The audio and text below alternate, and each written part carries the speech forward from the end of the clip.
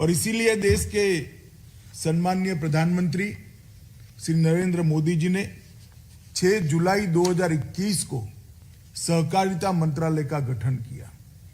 ये करीब 1 साल के अंदर सहकारिता से जुड़े हुए सभी क्षेत्रों पर सहकारिता मंत्रालय ने अनेकविध बैठकें करी हैं, अनेकविध सम्मेलन विचार गोष्ठियों का आयोजन किया है और इसमें से विचार मंथन कर एक एजेंडा लेकर आज हम आप सबके सामने आए हैं।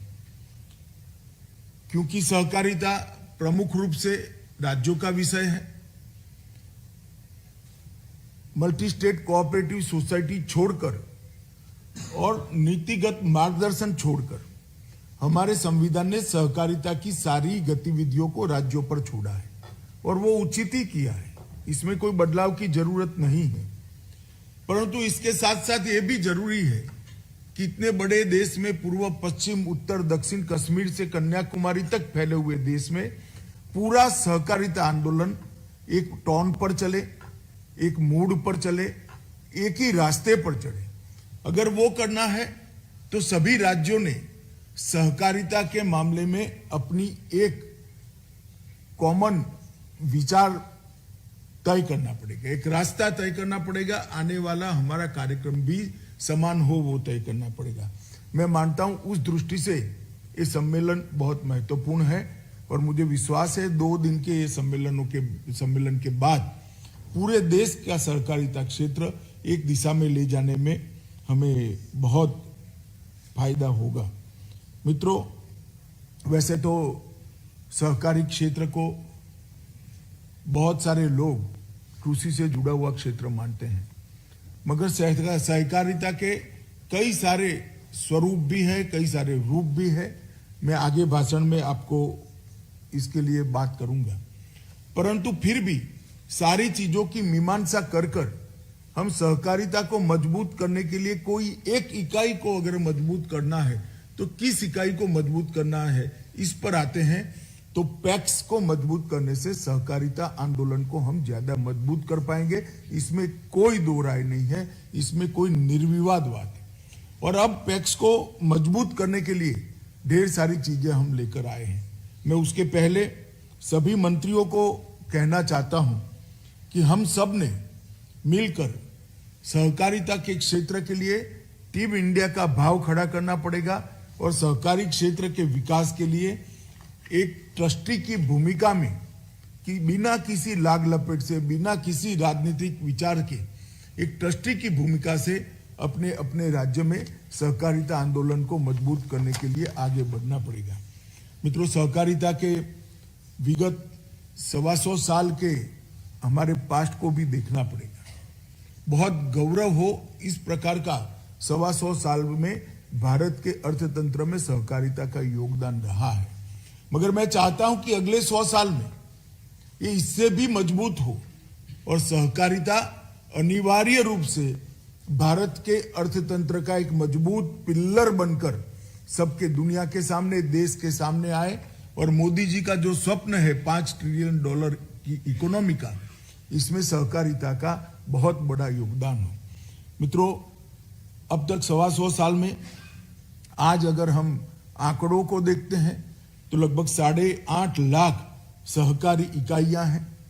इसमें ढेर सारे क्षेत्र हैं, अलग अलग क्षेत्र हैं, उपभोक्ता, मैन्युफैक्चरिंग, विपणन, इसके साथ साथ भंडारण, हॉस्पिटल भी कुछ बने हैं, आवास के क्षेत्र में बहुत सारी काम हुआ है, परिवहन के क्षेत्र में हुआ है, डेयरी के क्षेत्र में हुआ है, चीनी मिल के क्षेत्र में हुआ है, मत्स्य उत्पादन के क्षेत्र में हुआ है और सबसे विशेष कृषि के एग्रीकल्चर फाइनेंस के क्षेत्र में और कृषि से जुड़ी हुई सारी गतिविधियों में सहकारिता का बहुत बड़ा योगदान रहा है।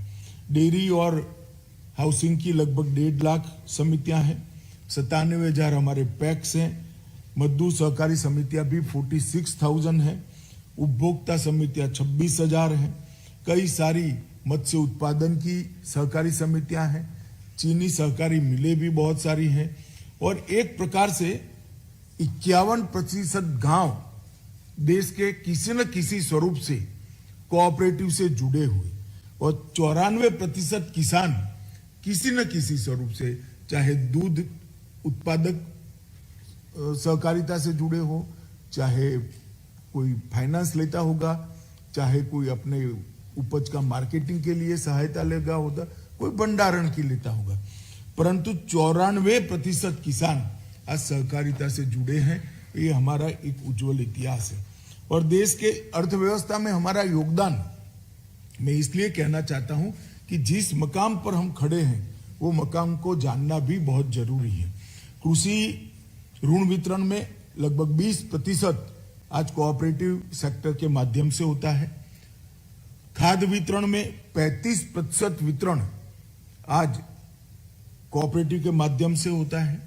खाद्य के उत्पादन के क्षेत्र में लगभग 25% खाद्य उत्पादन कोऑपरेटिव के माध्यम से होता है। चीनी का 31% उत्पादन देश का आज कोऑपरेटिव के माध्यम से होता है। स्पिंडल का 29% जिसको तकली कहते हैं वो काम हमारा कोऑपरेटिव के माध्यम से होता है। दूध का लगभग 10% उत्पादन एक ऐसा क्षेत्र है जिसमें हम बहुत कुछ कर सकते हैं, मैं बाद में बताऊंगा उस पर। 10% कोऑपरेटिव के माध्यम से होता है।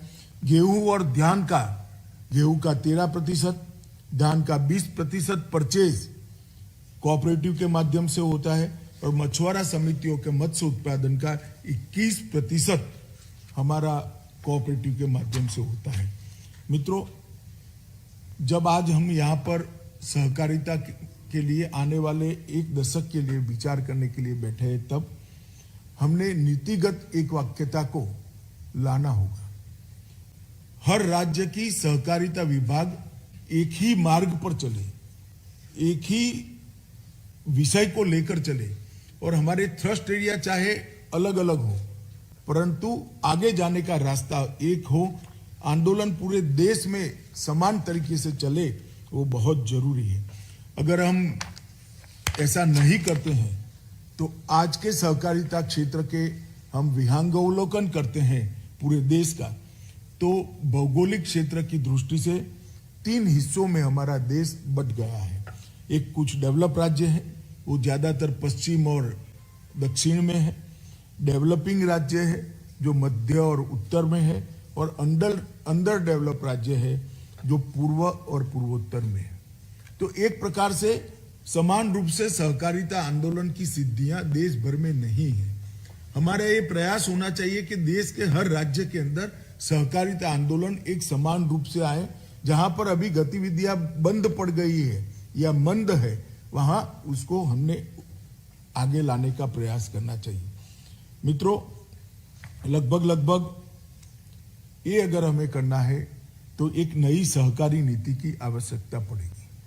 जो सहकारी नीति पूरे देश के हर राज्य का और केंद्र शासित प्रदेश का, बड़े राज्य और नॉर्थ ईस्ट जैसे छोटे राज्य केंद्र शासित प्रदेशों का भी एक समान रूप से विचार कर सम विकास सहकारिता क्षेत्र का पूरे देश में हो, इसलिए काम करें और नए क्षेत्रों को भी तराशें।